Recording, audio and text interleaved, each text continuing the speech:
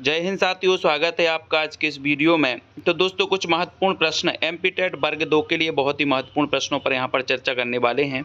ठीक है, तो यहाँ पर सबसे पहला जो आपका क्वेश्चन है उसमें पूछा है कि कामायनी है। तो कामायनी क्या है दोस्तों, आप सभी को पता है, आप पढ़ते रहते हैं।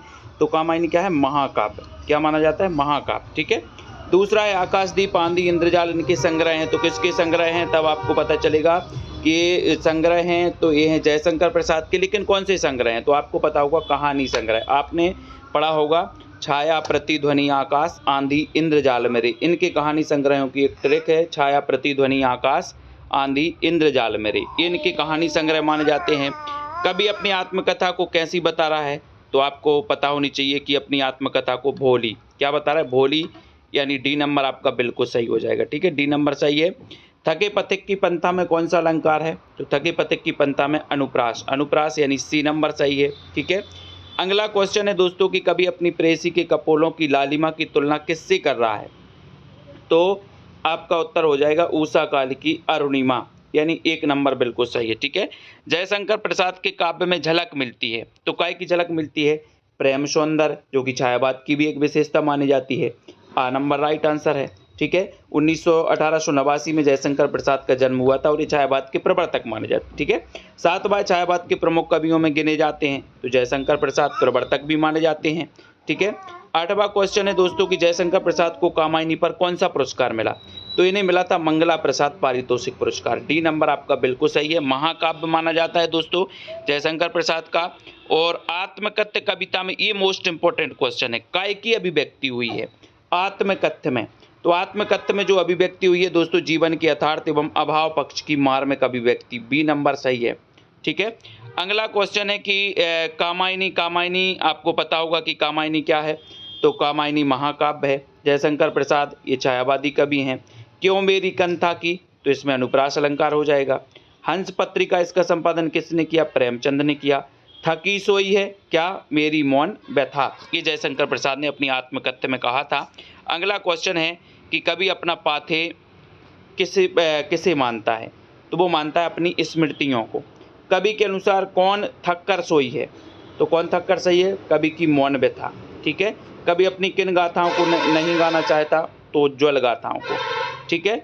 आत्मकथ्य कविता के रचनाकार, ये मोस्ट इंपॉर्टेंट क्वेश्चन है। तो आत्मकथ्य कविता के रचनाकार हैं जयशंकर प्रसाद। जयशंकर प्रसाद किस काव्य प्रवृत्ति के कवि माने जाते हैं? किस काव्य प्रवृत्ति के माने जाते हैं? तो ये छायावादी माने जाते हैं। ठीक है। तो ये आपको याद रखना है, बहुत ही महत्वपूर्ण प्रश्न है। आत्मकथ्य कविता से लिए गए हैं। और आत्मकथ्य किसकी है? जयशंकर प्रसाद की। जयशंकर प्रसाद का जन्म कब हुआ? 1889 में हुआ। उनका एक महाकाव्य जो आपके लिए बहुत ही इंपॉर्टेंट है, महाकाव्य जिसका नाम है कामायनी, जिसमें 15 सर्ग हैं, याद रख लेना दोस्तों। और 1935 इसका रचना काल माना जाता है। और कामायनी के लिए ने मंगला प्रसाद पारितोषिक, ये भी अपन को याद रखना। ठीक है। जयशंकर प्रसाद की बहुत सारी रचनाएं भी हैं, लहर, आंसू, झरना, कानन कुसुम। ठीक है। ये सभी जयशंकर प्रसाद की रचनाएं भी मानी जाती हैं। और जयशंकर प्रसाद के काव्य में काय की झलक मिलती है? तो ये प्रेम सुंदर अपन को याद रख लेना है, प्रेम सुंदर की झलक मिलती है। ठीक है। और दोस्तों इनके पाठ से संबंधित एक क्वेश्चन है कि ये अपनी प्रेयसी कपोलों की लालिमा की तुलना कैसे करते हैं? तो उषा काल की अरुणिमा से। ठीक है। और मोस्ट इंपॉर्टेंट जो इनके कविता में आया है कि थके पथिक की पंथा में कौन सा अलंकार है? तब आपका उत्तर हो जाएगा अनुप्रास अलंकार। ठीक है। बहुत बढ़िया। कभी अपनी आत्मकथा को कैसी बता रहा है? तो आपको उत्तर होना चाहिए भोली भाली, भोली भाली। ठीक है। और जिन भी साथियों को बुक मंगवाना है तो मुझे दोस्तों मैसेज कर सकते हैं आप। ठीक है। आकाशदीप, आंधी और इंद्रजाल इनके संग्रह हैं। किसके क्या हैं ये? कहानी संग्रह मैंने पहले ही बता दिया। छाया, प्रतिध्वनि, आकाश, आंधी, इंद्रजाल में तो छाया, प्रतिध्वनि, आकाश, आंधी, आकाश से आकाशदीप, आंधी, इंद्रजाल, इनके कहानी संग्रह माने जाते हैं। जयशंकर प्रसाद के नाटककार भी हैं दोस्तों। ठीक है। नाटक सम्राट भी कहा जाता है इन्हें। जयशंकर प्रसाद को छायावाद के प्रवर्तक भी माने जाते हैं। इनके नाटक में चंद्रगुप्त है, स्कंदगुप्त है, ध्रुव सौमनी है, सज्जन इनका नाटक है, करुणालय है। करुणालय जिसे हिंदी का प्रथम गीति नाट्य भी माना जाता है, करुणालय इनका। ठीक है।